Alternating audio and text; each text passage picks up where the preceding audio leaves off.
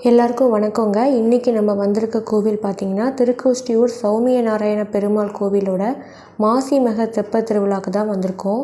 மாசி மக தெப்பத் திருவிழா பௌர்ணமி அன்னைக்கு மாசி மாதத்தில் 10 நாட்கள் நடைபெறும்.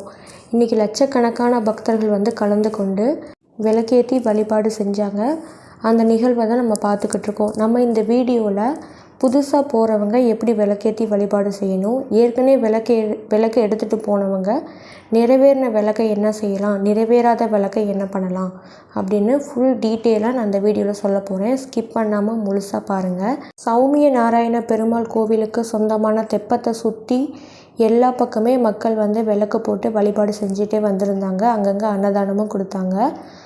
108 திவ்ய தேசங்களில் ஒன்றான இந்த கோவில் வந்து 95வது இடத்துல இருக்குது.